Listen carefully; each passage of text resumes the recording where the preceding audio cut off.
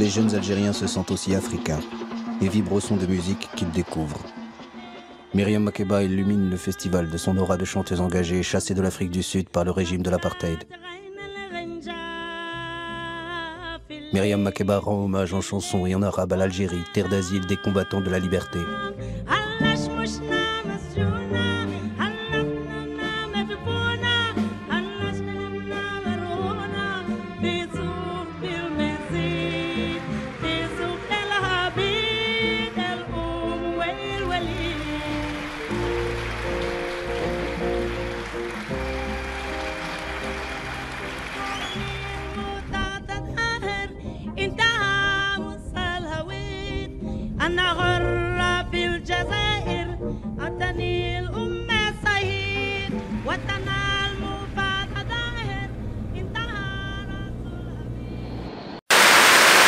Comme le dira le combattant indépendantiste face à la puissance coloniale portugaise Amilcar Cabral en Guinée-Bissau, il dira voilà, les catholiques ont Rome, les musulmans ont la Mecque, les juifs ont Jérusalem, les révolutionnaires ont Alger. Alger était la Mecque des révolutionnaires, était la capitale des révolutionnaires à cette époque. C'est l'époque de la tricontinentale, c'est l'époque de la guerre du Vietnam, c'est l'époque des foyers, des guérillas face aux dictatures en Amérique latine. Ne pas oublier que c'est l'époque où en 1965, Che Guevara fait son dernier grand discours public. C'est à Alger où il dénonce l'attitude de l'Union soviétique face au peuple du tiers-monde.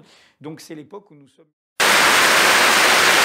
Depuis qu'il avait quitté l'Afrique du Sud, qu'il était pisté par le boss des services secrets sud-africains et que j'avais reçu personnellement des instructions très strictes en disant attention si son identité est révélée.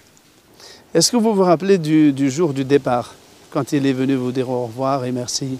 Je me souviens simplement de l'avoir accompagné. On l'a accompagné jusqu'à la gare pour lui dire adieu.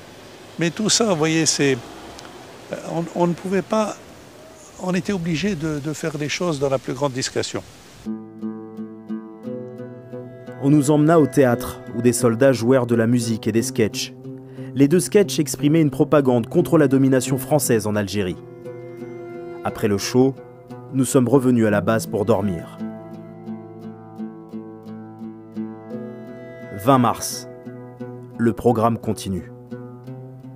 On avait organisé une parade dans une base arrière qui s'appelait la base Ben Mehdi.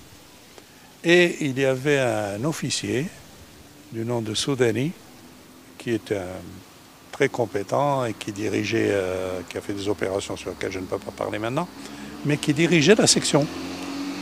Et ce n'était pas calculé, c'était tout simplement parce que c'était sa section. Et là, Mandela a vu ça, il dit « Ah, voyez, voilà, nous sommes dans un pays où un noir dirige des blancs. On ne fait pas de distinction entre le noir et le blanc. C'est le noir qui est l'officier et c'est les non-noirs qui suivent. » Pour synthétiser ça en une réflexion sur la vie, sur le combat, la politique, la liberté, ça vous inspire quoi, son histoire? La leçon que je tire, c'est que finalement, nous avons vu juste, nous avons compris en voyant cet homme que c'était peut-être l'homme de l'avenir, parce que c'est un homme qui est passé du stade de la non-violence prônée par Gandhi à celle de l'obligation de lutte, mais qui, venu au pouvoir, a su dire surtout, pas de différence ethnico-raciale, et que cette nation arc-en-ciel doit avoir comme composante aussi bien les Noirs que les Blancs que les Asiatiques.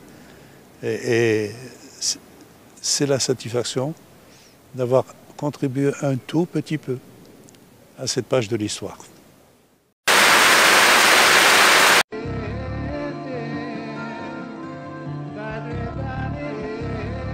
Has made it possible for me to be here today.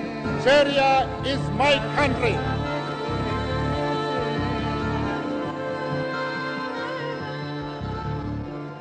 Where men like Ferhat Abbas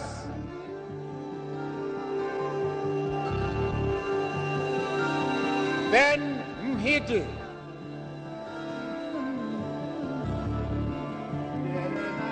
Men like Belkacem Krim,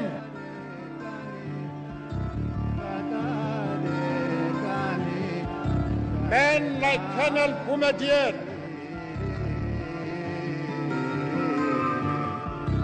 I do not know whether you are aware